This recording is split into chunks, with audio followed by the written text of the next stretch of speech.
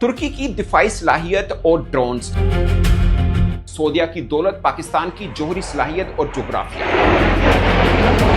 मिलकर बना है मक्का मुश्तरका दिफाई मुआहदा यानी मक्का ज्वाइंट डिफेंस एग्रीमेंट। मतलब तीनों में से किसी एक मुल्क पर भी जारहाना हमला तीनों पर तस्लीम किया जाएगा। इस मुआहदे पर दो तीन अहम सवालात जन्म ले रहे हैं। सबसे पहला और अहम सवाल कि अगर भारत पाकिस्तान पर हमला कर दे या ईरान ने सऊदीया पर हमला किया तो क्या बकिया दोनों ममालिक मिलकर उस हमले का जवाब देंगे?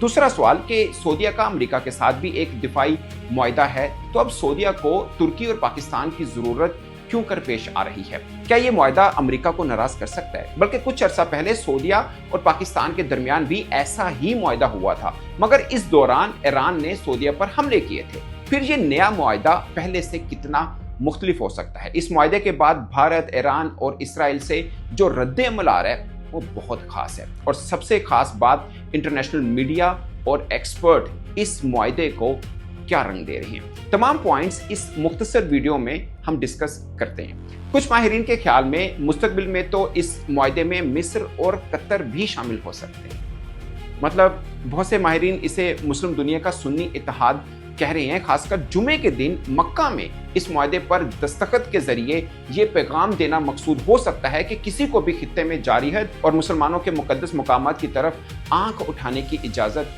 नहीं दी जाएगी। दिलचस्प बात यह है कि इस मुआहदे की एक शिक बड़ी हद तक नेटो के आर्टिकल 5 से मुशाबहत रखती है। और तुर्की तो नेटो का न सिर्फ एक रुकन मुमालिक है बल्कि यूरोपीय इत्तेहाद की दूसरी बड़ी फौज भी है। इस मुआहदे में तुर्की बड़ी खास अहमियत रखता है क्योंकि हालिया चंद बरसों में मुख्तलिफ तनाज़ात के दौरान तुर्क साख्ता दिफाई साजो सामान ने गेम चेंजर का किरदार अदा करते हुए बैनुल-अक़वामी सतह पर काफी तवज्जो हासिल की है।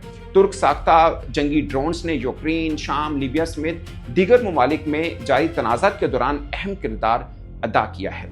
तुर्क हुकाम का ये दावा है कि 80% अपनी दिफाई जरूरियत वो मुकामी तौर पर पूरी करते हैं। यही वजह है कि तुर्की दुनिया के दीगर ममालिक से कम असलहा खरीदता है।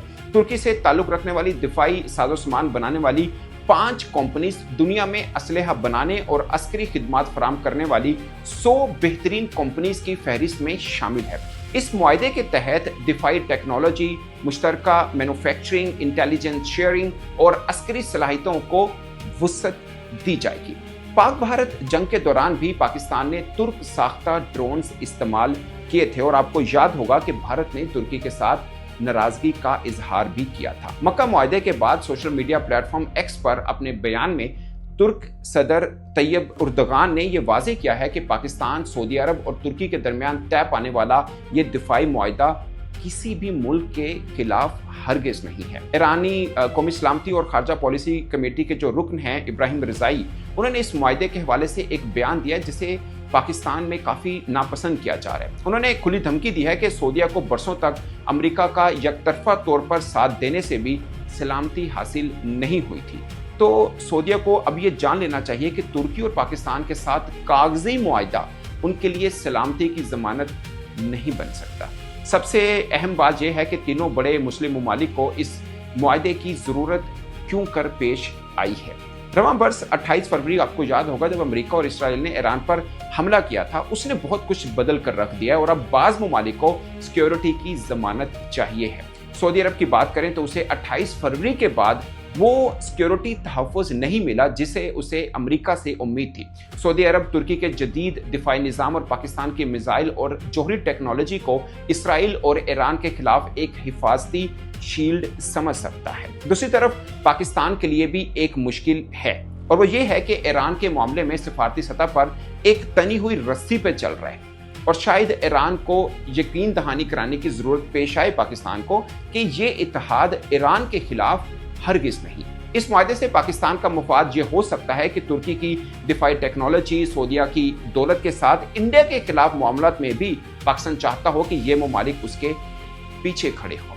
अब इंटरनेशनल मीडिया की बात करें तो रॉयटर्स के मुताबिक ये मुआहदा खित्ते में अमरीकी सिक्योरिटी छतरी यानी जो यूएस की सिक्योरिटी अम्ब्रेला है ना, उस पर कम भरोसे और खित्ते में बढ़ती हुई कशीदगी का नतीजा हो सकता है। अल जजीरा ने रिपोर्ट किया कि ये 3 मुल्कों का जो इत्तेहाद है मशरकी वस्ता में अस्करी ताकत और सफारतकारी को यकजा करने की एक कोशिश है। ये ऐसे वक्त में सामने आया है जब सऊदी तंसीबात को मुसलसल सिक्योरिटी खतरात का सामना हो रहा है। बीबीसी ने इसे नेटो स्टाइल मुस्लिम इत्तेहाद करार दिया है। बीबीसी ने इस बात पर भी रोशनी डाली है कि तुर्की के नेटो के हिस्सा होने पर पाकिस्तान के जोहरी ताकत की वजह से इस मुआहदे की अहमियत बहुत ज्यादा बढ़ जाती है। बरतानवी अखबार गार्डियन के मुताबिक मक्का जैसे मुकद्दस शहर और जुमे के दिन इस मुआहदे पर दस्तखत होना मुस्लिम दुनिया की 3 बड़ी सुन्नी अक्सरियती ताकतों के गहरे अलामती इत्तेहाद को जाहिर करता है। इसराइल के साबिक वज़ीर आज़म नफ्ताली बेनेट ने चंद रोज पहले एक तकरीब से खिताब करते हुए कहा था कि इसराइल का असल दुश्मन वो सुन्नी अलायंस है जो पाकिस्तान, तुर्की और सऊदी अरब के माबैन तय पा रहा है। मगर एक अबहम अभी तक मौजूद है कि इस मुआहदे में ये वाज़ेह नहीं है कि फौजी कार्रवाई के हवाले से ये तीनों ममालिक किस हद तक एक दूसरे के पाबंद होंगे।